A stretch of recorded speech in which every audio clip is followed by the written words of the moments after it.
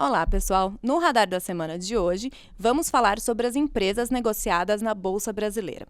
Como tem sido a performance delas, quais são as oportunidades de investimento e, claro, vamos falar também sobre as tarifas anunciadas por Donald Trump. Quais são as empresas brasileiras afetadas? E os resultados do quarto trimestre já foram praticamente todos divulgados, então a gente vai detalhar todos aí para vocês. Fique agora no Radar da Semana.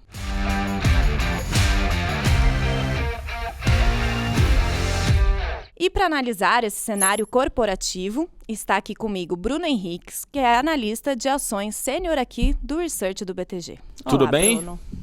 Bem-vinda. Obrigada. Tava sentindo falta já dessa conversa aqui. Eu imagino. Como estás? Tudo bem. Bora falar de empresas, né? Vamos lá. E para completar a mesa e que vai detalhar aí bem as varejistas, estamos com Luiz Molo, que é analista aqui também do Research. Bom dia, Marcele. Bom dia, Bruno. Seja mais uma vez bem-vinda. Obrigada. Então vamos, para começar aí nossa conversa, Bruno, vamos fazer um resumo ali dos resultados do quarto trimestre? Bora. Dá pra gente... Bom, tá terminando, né? O último dia ali é 31 de março, né? Mas praticamente já foram todas, né? Isso, não, praticamente já saiu tudo. Até tá falando com o Molo mais cedo não, essa semana, ele até compilou ali uma primeira visão qualitativa, assim, dos resultados. Que a gente fez foi simplesmente pegar os resultados contra as estimativas aqui do banco. Então, tudo que veio acima da estimativa, a gente considerou forte, parecido, né, neutro, linha, e que veio abaixo, consequentemente, fraco. Quer pegar aí, Molo? Que você está com os dados aí? A gente, no começo acabou sendo bastante volátil essa temporada de resultado. Né? No começo da temporada, quando eu tinha ali... E longa, né? E longa. Quando a gente começou a observar esse qualitativo mais no começo, aparentemente estava vindo bastante alinhado com o que foi o terceiro TRI, que foi um trimestre com resultados bastante surpreendentes, no sentido positivo. Mas aí alguns outros resultados começaram a vir em linha, outros mais fracos. E agora, praticamente no final, a gente tem um resultado aqui, aparentemente, de forma qualitativa, como o Bruno disse, atual versus as expectativas, desacelerando em relação ao terceiro trimestre. Então, alguns números aqui, né? No terceiro trimestre a gente teve 42% dos resultados sob nossa cobertura vindo acima do que a gente esperava e 22% abaixo, ou seja, resultados mais fracos. Agora esses 42% se transformaram em 34% de resultados acima das nossas expectativas, mas a gente tivemos também alguns resultados mais recentemente acima do que a gente esperava, e esse quarto trimestre de 24 já começa a se tornar um pouco mais alinhado com o que foi o quarto trimestre de 23, quando a gente teve 36% dos resultados acima das nossas expectativas.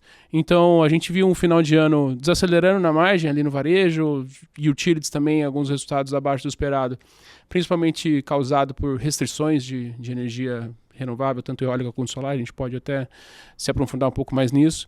E algumas petroleiras também ficando aquém dos nossos números. O preço de petróleo acabou influenciando, e também alguns dados de volume. O Bruno também pode se aprofundar um pouquinho melhor nesses dados. A Casas Bahia é até um exemplo nesse sentido, na verdade um exemplo ao contrário, né? Você pegar para ver o lucro da companhia, ou na verdade o prejuízo, né? Que acaba sendo muito teor de manchete, ele ficou bem abaixo do que a gente esperava. É uma companhia ainda muito alavancada, que tem sido bastante pressionada ainda por despesas financeiras no limite acima do que a gente esperava também. Mas se a gente olha para esse qualitativo, se a gente olha para o GMV, negociado na companhia, tanto online, mas principalmente nas lojas físicas, tem melhorado, ela tem conseguido gerar e criar uma rentabilidade um pouco melhor, dado ganhos de eficiência que ela tem conseguido construir, mas na última linha ainda, que acaba sendo uma linha importante para a Casas Bahia, para potenciais utilizações de créditos fiscais no futuro, ainda está aquém do que a gente esperava. Mas esse qualitativo, é um exemplo apenas, tem melhorado marginalmente. Então, já que você já falou aí de Casas Bahia, vamos falar das varejistas um pouquinho ali? Vamos lá. Elas saíram mais recentemente, né? Foram agora em março. Então, queria entender ali qual que foi o destaque, Molo, o que vocês viram ali. Também, queria detalhar um pouco também depois Natura, né? Que além do balanço, ela passa por um processo de reestruturação. Então, primeiro ali entender como que foi o desempenho das varejistas e depois a gente parte para a Natura. Claro, vamos lá. Trazer alguns nomes aqui como destaque positivo e negativo. Destaques positivos, eu diria que Vivara é um nome. Apesar de ter queimado caixa e até um pouco acima do que a gente tinha, foi uma queima de caixa muito justificada por aumento de preço de prata, de ouro, que acabou impactando um aumento do nível de estoque, que acaba influenciando diretamente nessa questão de fluxo de caixa. Foi um destaque, diria, negativo no período, mas ainda assim é uma loja é uma companhia que vem conseguindo implementar boa abertura de novas lojas, em especial Life, que tem se tornado uma marca bem mais com a cara Vivara do que apenas uma loja de bijuteria de prata. E ela tem conseguido implementar bons números de same-store sales nas lojas da Vivara. E é uma companhia que tem um poder de marca e tem uma boa posição no sentido de repasse de preço. E a gente consegue ver isso nos resultados. Então, esse é um dos nomes que acabaram surpreendendo as expectativas. Outro nome que acabou surpreendendo também, trouxe aqui uma colinha, Smart Fit. Smart Fit também, ponto positivo de Smart Fit, ticket médio por academia, por aluno, né? Continua crescendo e ela continua conseguindo ser uma tese defensiva em termos termos inflacionários, vamos colocar dessa maneira. Quando a gente olha para o médio e longo prazo, assim, o desafio da companhia vai também nesse sentido de conseguir repassar essa inflação para o preço dos seus planos. Então, ela vem conseguindo também aumentar a penetração do plano Black, que é um dos pilares aqui quando a gente olha para a tese. Que tem mais fidelidade, né? Exatamente, aumenta a fidelidade, aumenta o ticket médio. A expansão de lojas, ela inclusive reportou um novo guidance agora, se eu não me engano, entre 340 e 360 novas lojas para 2025. Ela ainda não está de todo focada em expandir para interiores no geral, porque ela ainda vê muito espaço em branco para novas lojas em capitais no geral, mas essa expansão para o interior, ela também é bastante focal nesse sentido, não reduziria a rentabilidade da companhia, porque ao mesmo tempo que a penetração do plano Black no interior de São Paulo, por exemplo, é menor, mas o custo de aluguel acaba sendo uma tese quase de real estate aqui, é bem menor no interior de São Paulo do que na própria capital, então acaba se compensando e garantindo uma mesma rentabilidade por academia nessa expansão também fora das capitais que ela pretende no médio prazo. Então é uma tese que continua surpreendendo também em termos de crescimento de receita, crescimento de ticket médio, e foi um dos destaques positivos também nesse trimestre. E por fim, o último tom positivo aqui, que eu acho que vale a menção, inclusive a gente reportou um relatório de revisão de tese para a C&A, uma recomendação de compra agora. Ela continua também mostrando bons números, as reformas de loja e quase que uma transformação de marca, buscando uma clientela de mais alta renda, tem conseguido garantir uma melhor rentabilidade para a companhia também, um estratégia que a gente chama de push and pull, que ela consegue analisar muito de perto o que vende mais para ela repor esse estoque de uma maneira mais rápida, garantindo uma menor falta de produtos e garantindo também um estoque cada vez mais personalizado para esse lojista, que ela no limite consegue reduzir no consolidado o seu número de estoque, gera caixa, ela consegue manter essa fidelidade desse cliente também sempre cada vez maior. E a sua linha de financiamento ao consumidor, que tem garantido também bons números. Esse fato acaba levantando um quê de preocupação, dado um crescimento bastante expressivo da sua carteira de crédito nesses últimos 2 anos, que quando a gente olha o aumento da taxa Selic e a correlação que isso tem com o aumento da inadimplência, é um valor alto. A gente vê uma correlação na casa de 0,75. E isso traz preocupações, dado esse momento de ainda crescente de Selic que a gente tem pela frente, mas ainda assim a C&A tem conseguido implementar bons resultados e acaba sendo mais um dos destaques positivos desse quarto trimestre. E a Natura, Molo? A Natura, ela acabou apresentando um resultado bastante pressionado e a reconciliação da Avon Internacional, dado o fim do Chapter 11, recentemente, acabou impactando muito em termos de custo, despesa. Isso pressionou muito o EBITDA e margem EBITDA, ficou bem abaixo do que a gente esperava. E assim, quando a gente olha para a Avon Internacional e até a Avon Latam, continua ainda passando por desafios, o que a gente chama de Onda 2, que é basicamente uma reestruturação em termos de revendedoras e produtos a serem revendidos, tem pressionado ainda muito a comparação dos números atuais com os trimestres passados, e a Avon ainda acaba pressionando bastante o resultado. A gente consegue olhar por um prisma mais positivo os números da Natura, olhando principalmente para a marca Natura e também em especial para o Brasil. A Natura conseguiu desalavancar bastante recentemente, mas em termos de reestruturação, desse turnaround que a companhia tem tentado entregar, ainda tem apresentado bastante desafios e assim, passos mais recentes com relação a esse turnaround, né, essa reestruturação, acabam ainda pressionando o resultado e tendem a continuar pressionando o resultado para os próximos trimestres. Por exemplo, né, a gente viu agora esse anúncio de uma reestruturação onde a Natura Cosméticos, que é hoje a subsidiária operacional da Natura, ela incorporaria a Natura Holding, que é a NTCO3, né, que pertence essa ação da companhia, para tornar a estrutura corporativa da Natura mais eficiente. O que eu quero dizer com isso? Hoje a gente tem um CEO Natura Cosméticos e um CEO Natura Holding, e isso se espalha para a cadeia da diretoria, e essa reestruturação tornaria a Natura mais eficiente em termos de custo, despesa, bônus, salário, pensando no médio prazo, mas isso no curto prazo custa dinheiro. Ela vai ter que emitir ações da Natura Cosméticos, no limite deve ser uma troca de 1 para 1, então não impactaria o acionista em termos práticos, no sentido de sobra de ações ou coisas assim, mas ainda custa dinheiro para emitir uma nova ação, para tornar essa ação um novo mercado, para transformar toda essa diretoria, CEO para cá, CEO para lá, conselho. Então, tem caminhado no caminho certo, no sentido certo, mas ainda é um caminho que deve gerar pressões de resultado pensando à frente, e por isso acabou caindo bastante também após o resultado. E Natura continua sendo uma tese ainda que tem bastante coisa a entregar, bastante coisa a melhorar. A própria cisão da Avon Internacional, né, não sei se vai acontecer um spin-off, se vai vender, ainda é um potencial gerador de valor, mas ainda no ambiente de expectativas ainda pouco prático, e isso acaba tornando uma tese bastante desafiadora. Mas essa mudança ainda não começou a acontecer, né? Ainda vai ter assembleia, vão Sim. ter várias aprovações internas. A assembleia, se não me engano, para o dia 25 de abril, mas ainda aprovações ainda precisam ser feitas para que isso comece efetivamente a acontecer. Por enquanto ainda não, mas é o plano. Bruno, queria falar de outra empresa que também divulgou o balanço nessa semana e também tem notícia além do balanço, que é a JBS, né? Então, como que foi o balanço? Eu vi até um relatório ali de vocês do Research falando que 2024 foi um ano excepcional para a JBS, porém as ações caíram ontem, né? O que foi? E depois queria falar dessa dupla listagem também que saiu alguns dias atrás. Não, acho que sim, acho que sobre o resultado não tem uma...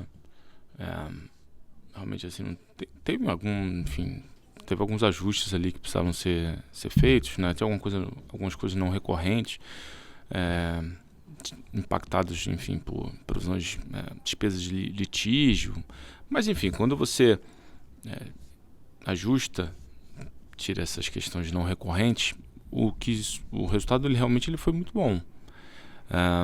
Ele é um resultado ainda muito calcado no bom momento do segmento de aves, né? Então você pega spread da indústria da proteína, né, avícola, da proteína de aves, ele é um spread que ainda está num patamar relativamente alto.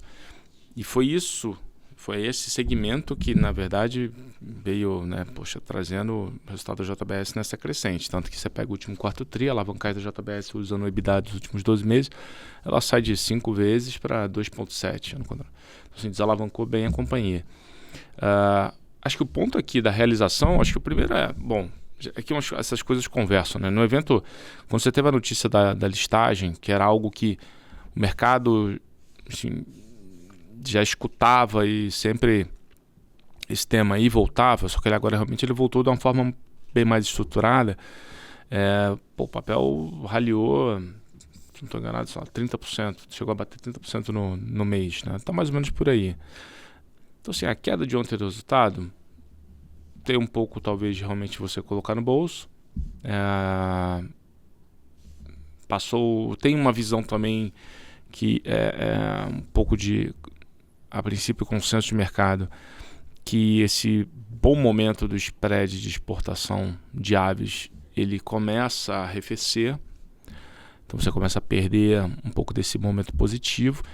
Então você tem uma desaceleração desse spread, só que na nossa tese é que mesmo você normalizando esses spreads, a ação ainda se encontra atrativa. Números, né? Hoje nossa conta está 5,3 vezes EBITDA.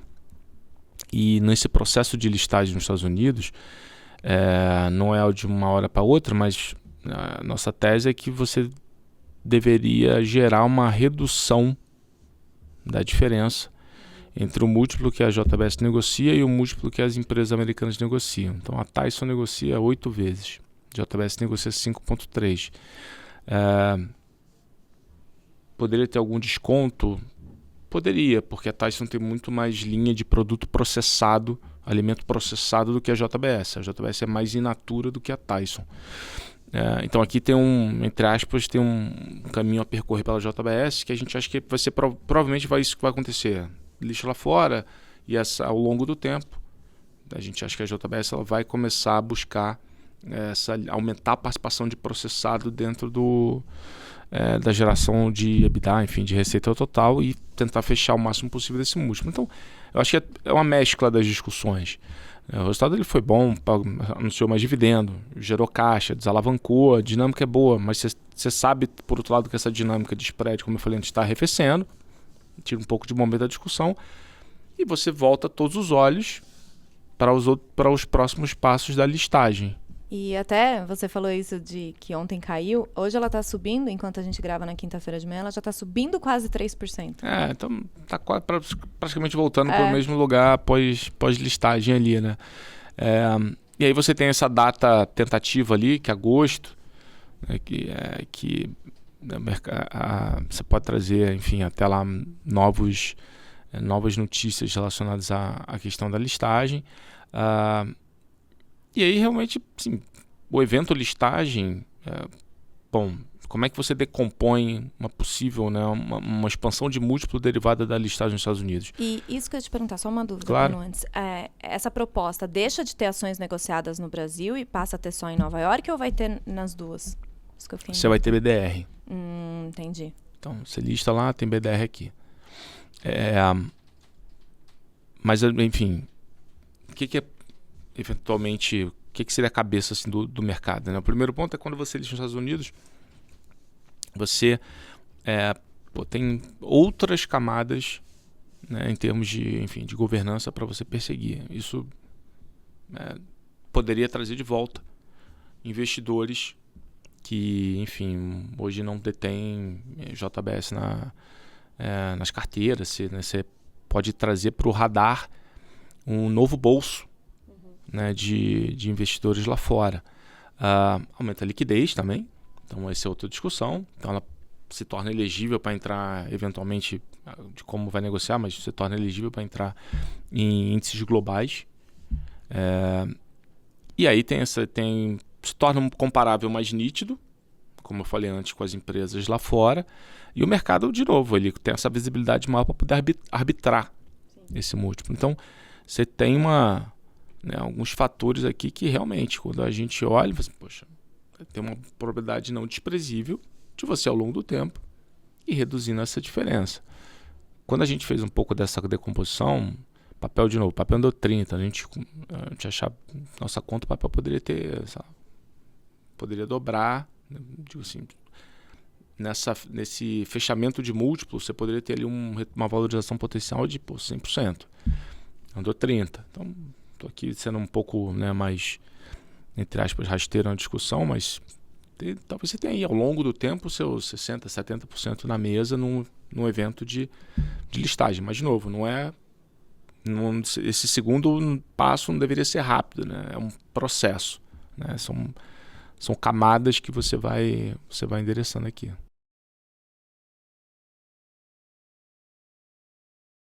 Para encerrar o nosso programa, a gente precisa falar, né? Dia 2 de abril, próxima quarta-feira, é a data ali programada para começar as tarifas anunciadas aí pelo Trump desde o início do ano, né?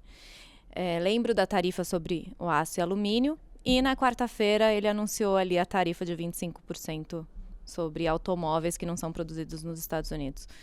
Bruno, quais empresas brasileiras aí podem ser afetadas? A gente já fez um vídeo, né, falando sobre Gerdau. E agora? Então, tem uma...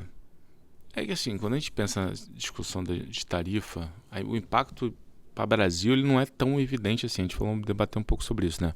Bom, mas enfim, vamos lá. Tem uma... Até levou a uma realização recente, né? Por exemplo, o caso de Embraer. Uma parte do mercado que discute o que seria um eventual um impacto no segmento de aviação executiva da companhia. Você poderia ter tem uma discussão ali. A gente acha que que é improvável que isso aconteça. Mas pegaria o quê, né? Não, você pega uma parte do segmento de aviação executiva, uma linha específica de jato, enfim, de aeronave. Que, se eu não estou enganado, essa linha ela representa 12% da parte de aviação executiva da companhia. Assim, daria para a companhia mitigar de alguma forma. Então tem esse ponto. Tem uma questão que, se dependendo de... Aí vamos lá. Esse seria uma discussão de impacto negativo. Tem uma questão, tem um ângulo positivo, né? Vamos dizer que ele tarife... tem o etanol, tem uma discussão de etanol, mas assim, é muito pequeno. Muito pequeno. Então, assim, é muito mais... a gente exporta muito pouco. Muito pouco, né, perto do que a gente produz. Então não é isso que deveria... Aí pegaria, teoricamente, raiz, hein, né? Mas de novo, é muito, muito, muito pequeno. Muito pequeno. A maior parte do consumo é consumo doméstico. Então é muito pequeno. Você tem uma discussão de, eventualmente, eles tarifarem em alguns outros países e a gente acabar sendo beneficiado, por exemplo, na parte de grãos. Então tem esse aspecto, né, soja, enfim... milho, mas então, assim, de novo, não tem aço, que talvez fosse o mais evidente também, a gente já debateu aqui também, é muito mais circunscrito ao preço doméstico nos Estados Unidos. O preço doméstico do aço lá, realmente, ele subiu bastante, mas você não teve impacto em preço global de alumínio, de aço, por exemplo. Então, assim, não é tão... A gente acaba... acho que é muito mais é muito mais um impacto de... globalmente falando, isso gera uma aversão a risco pela incerteza que isso traz para o ambiente econômico global, e aí, naturalmente, no momento de aversão a risco, você acaba trazendo um impacto maior em classe de emergente. O Brasil está inserido aqui, do que realmente alguma coisa que seja muito direto, um impacto muito direto, e não só direto, mas substancial em algum setor aqui da Bolsa Brasileira.